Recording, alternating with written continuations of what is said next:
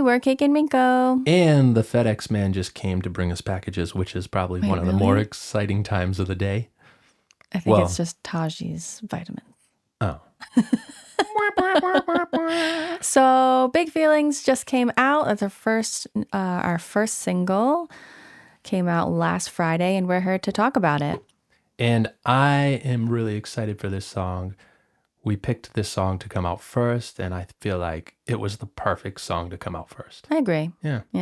Kind of shows that both you and I are both the vocalists in this project. Sure. Both the producers in this project. Yeah. Yeah. It's all ours. All ours.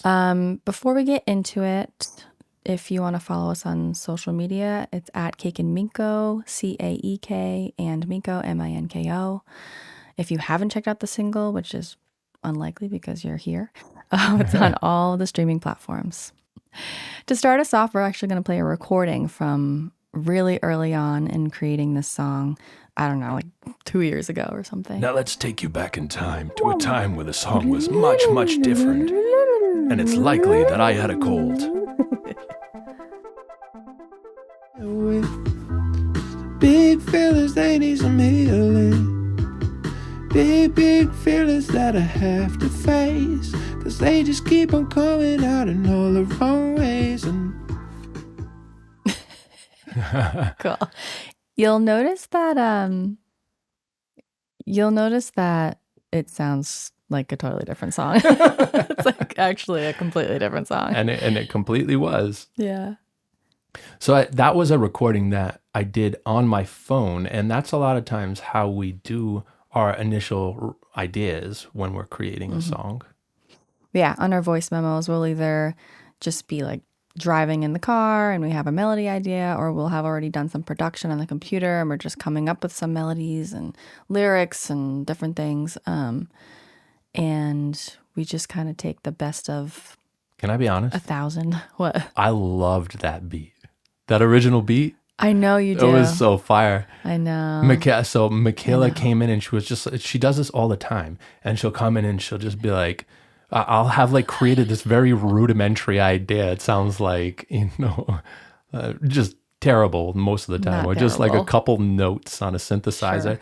And she comes in and she's just like, oh, how about this? And like just like bangs on a few keys and does this stuff. And it's like so banging. And like I have a really hard time letting go. I'm like, no, this is the best. And she's like, I don't even like that. No, that is not accurate. I don't think you liked that one though. I didn't. Yeah. I didn't. Which is crazy to me. I still think that's I know, but we almost used it. Yeah. Up until the very last. I didn't like that. That's you. Well, this is you when I show you something. That's you. That's because I'm a thinker. That's because I'm cerebral and I can't get out of my own head.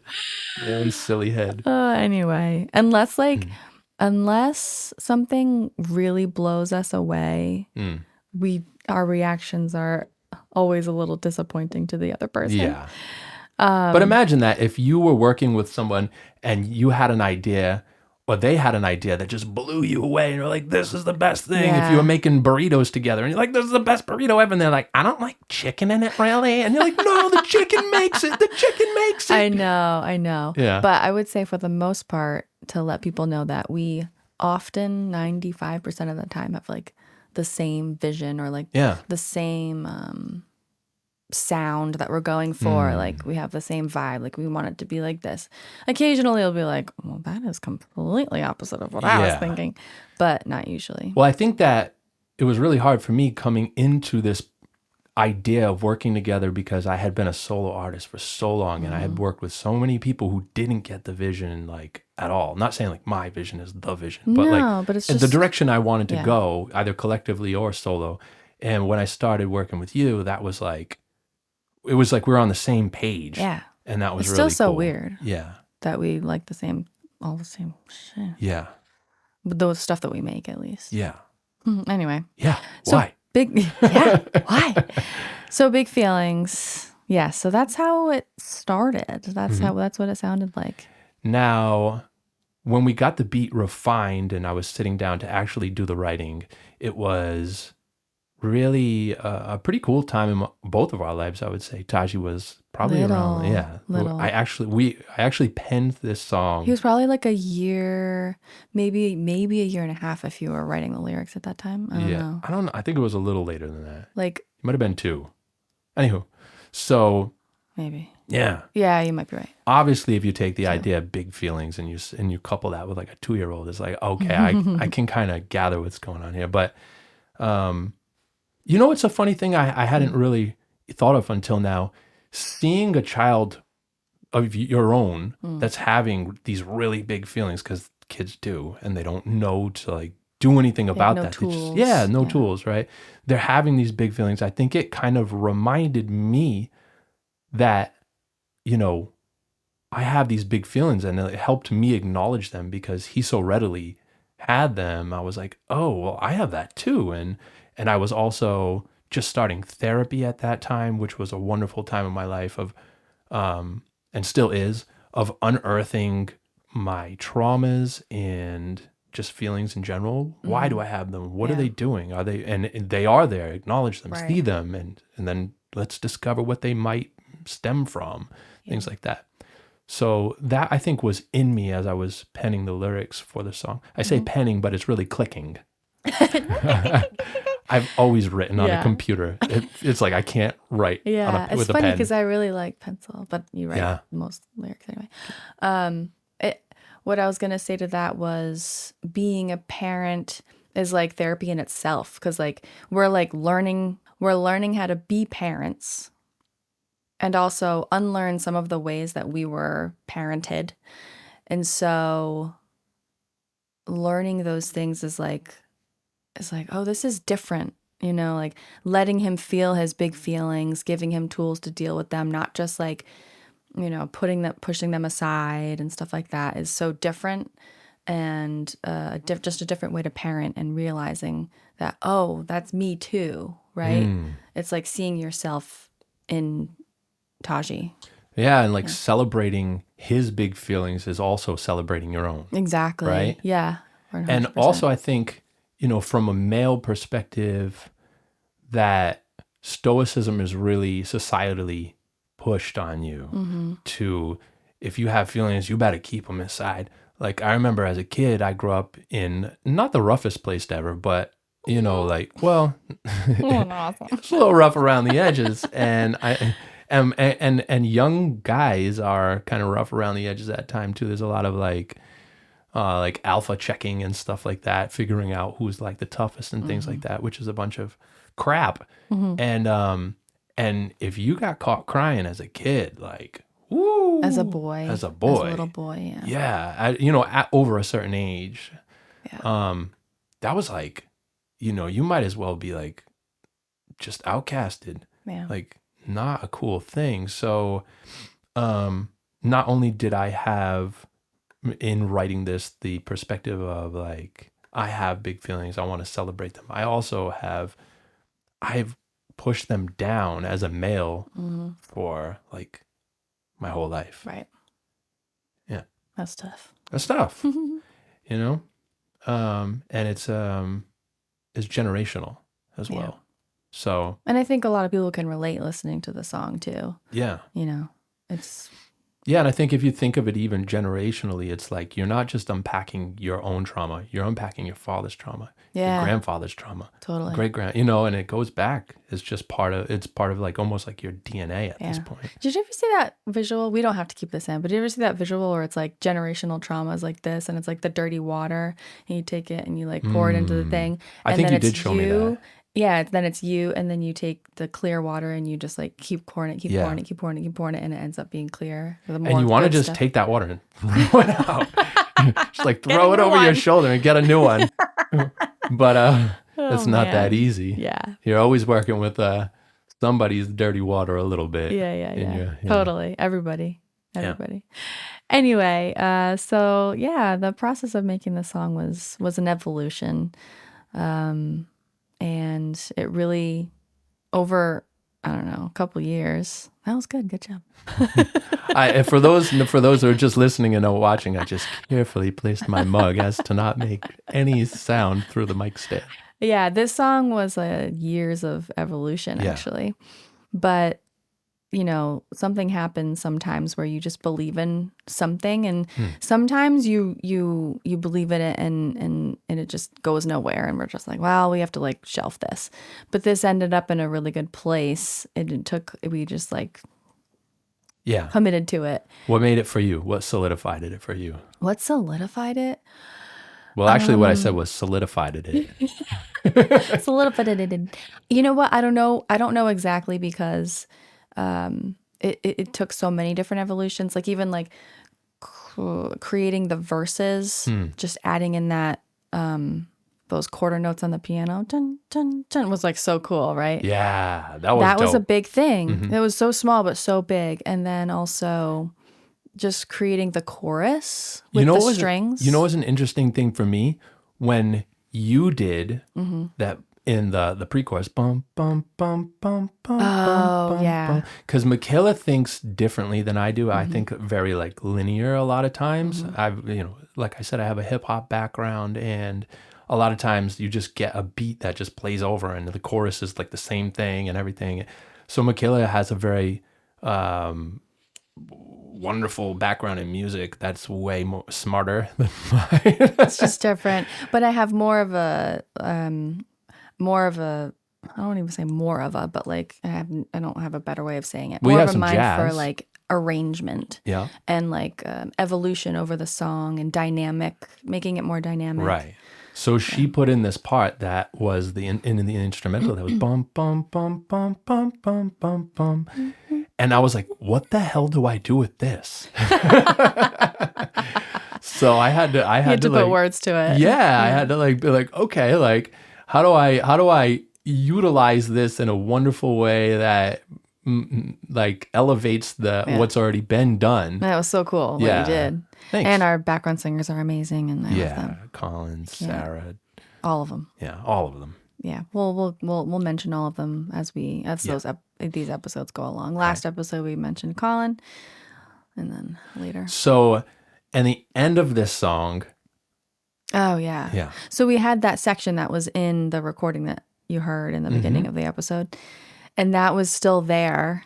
We were going to get a rap feature. We were going to try to get it. Yeah. And we reached out to some platinum artists, and it was crickets. A little bit. There was like a chirp. Yeah, a couple of my platinum artist friends. I reached out to them, and I was like, Hey guys, like, I know we're just starting out again, but we got this really cool recording in. You want to do something on it? And it was like, Cricket. You know what? I'm really glad that they didn't, because all love to all my platinum friends out there. So the end of this song, there's like this awesome, I don't even know what to call it, but it's just it's the instrumental part in the end of the song, and Mike did that completely by himself, and he just like a couple afternoons just sat in here and like just messed with stuff, and it ended up being so cool. And you were not confident about it at first. You were like, is this so good? Because of MySpace. like, what are you talking about? It's because of MySpace. Why? Because I made a song that had those like kind of vocal chops on MySpace a million years ago, and no one liked it. And I was like, dummies. Bill, I'll never do that again. So, yeah. Yeah. Thank you, MySpace. Thank you, Tom from MySpace. Anyway, that was another part of the song that made it for me. I think that's really cool. It was just such a cool addition. Yeah. And made it more dynamic, which I like. Yeah, but definitely. not like too I crazy. like also that it feels like, the song is dynamic, but it's kind of smooth. And then at the end, it gets a little more aggressive because of that part. And those, so it's like cool. big feelings. The feelings are getting a little bigger. I didn't even think of that. Yeah. Very cool. So that is the story of Big Feelings and how we created it. We really, really hope that you guys have gotten the chance to listen to it and enjoy it. And if you have, please tell your friends about it, because maybe they're having big feelings and they want some, some support, to be seen with their big feelings, as we Totally. all do. Now, this is the segment of our podcast where we take questions. Yeah. So we have some questions. These questions are from Sarah, our very, very, very, very good friend, and also background vocalist. She's actually the sister of Colin, who we mentioned on our intro episode. Also a background vocalist. Both of them, they're both our background vocalists. They're brother and sister, and they're pure magic. Yes. And you can tell Like they're literal they're magic. related because they've been probably singing together all their life, and it shows. I know. They Yeah. like have this one brain that just like works together, and it's just like, Yep. I don't even have to do anything. It's amazing. Anyway, so Sarah's questions. Yes. What inspired this record? Meaning, I think The whole the record. whole record, meaning the 12 songs that we created that are being Yeah. released every 6 weeks. So what inspired this record? I mean, Yeah. you go. I don't know. So that's kind of a hard question to answer because all of these songs kind of stand on their own as ideas and directions. They're all different. So I would say, though, some of the things that inspired this is being a parent, the mutual love of music in a relationship, food. Food. Food. It fueled it for sure. Yeah, definitely. You know, one thing I feel like we could talk about is just what we wanted this record to be. Like, Yeah, you know what I mean? sure. Because what inspires us is what we want to make. So what inspires us is like songs that make you feel things. Mm. And a lot of times it's like big songs that are anthemic and you really want to sing to them. And so that was really the main idea behind all the songs, right? Yeah. I think that I'm kind of a jerk. Or Well, I yes. have some was it neural diversion? Oh my Neurodivergent? gosh. I can't even, Neurodivergence. I can't think about it because I'm thinking about TV. No, I'm thinking about that fly behind you. But yeah, I think that, so just for everyone out there listening, I've been fired from every single restaurant job that I've ever had in my entire life. And it's always been for the same reason, which is you are too slow, Mike. But it's not that I'm slow. I'm quite fast. No, It's your brain just- is very fast. Yes, it's just that I'm thinking about 20 things while I'm putting these things into this slop bucket, and I have to put every glass in there perfectly. So, and that's how it is. So, I really think that, to me, part of what I was thinking as we were creating this record is, how do we take that level of care to each song? So in writing it, I don't want any junk. I don't want to. Remember I wrote that song about, which we'll talk about in the episode when it is, but it was like talking about the weekend. Oh, like- right. Yeah. We don't need another song talking about the weekend. Totally. So let's talk about existentialism and how do we make that a pop song? Real things yeah. that people think about. So really digging into my heart and saying, like, lyrically, what am I actually feeling and thinking about, and maybe not saying. Yeah. For sure. Well, And things also, why that- am I not saying that? And also things that we talk about, or, you'll even be able to take my feelings and translate them into lyrics. Yeah. Into amazing. Michaela gives me these long lists of things she's feeling, and I'm It's like, like jumble, okay. jumble nonsense. Yeah. Next question. Yeah. How has life as a mom and dad changed how you approach your work? So this is also, all these questions are so hard. We started this new project after we had Tashi. We were on a long hiatus. Yeah. With no intention of even getting back to it. We weren't even thinking really about it. And we moved up to New Hampshire from Rhode Island, and we were just building a house, and then COVID happened, and then we ended up falling into making music together. Yeah. By the way, for everyone listening, I built our house myself, basically by myself. No, not to big up myself, just to show you how much of a crapshoot this all was. Yeah. Yeah. And we were making music before for Mike. Yeah. And I was more behind the scenes and doing some arranging and writing and stuff like that. But this was the first time that we came together as like a duo, right? Yeah. And we fell into it because we were writing some melodies for another producer, and that Mike was asked to do. And we were like, well, this is fun. This works, But what? We had a kid. Oh, yeah, but we had a kid. So at that time, he was about a year. Yeah. He would take naps and we would write, right? And he would take naps and he would write. And he would, it's funny because it feels like it was a lot of time, but it was really only like an hour a day, right? Yeah. And maybe at night. Or maybe even less. Yeah. So that process finished and we were like, well, let's just make a song. And then we did. And it just kind of evolved from there. And so Taji grew older and he became more independent, which gave us a little more time. He became more independent. And it's really an evolution from there. And then it's tricky. It's really tricky trying to work two parents together while you have a kid with limited childcare. You know, it's like if one parent's working, the other one can watch it. But no, we have to work together. And so you're building your relationship, you're building your family, you're building your house, you're building your career all together, which is why Michaela hates me 73% of the time. No.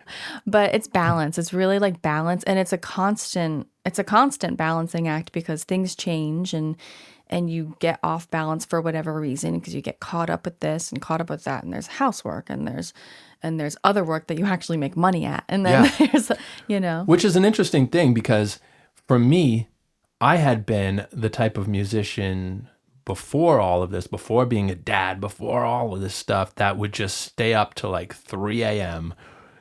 in my little studio and just be banging out beat after beat after beat after beat and recording. Even in the summertime, like 100 degrees up in my second floor apartment, close the windows so no road noise and just recording and sweating and never sleeping ever and going on tour in a caravan like with like 10 guys and just like going. And like my house was filling up with crap, which because you helped me clean it when I moved. And I just like pushed everything aside just for music. And now it's like, you can't do that. Right. It was putting the brakes on a lot because that's my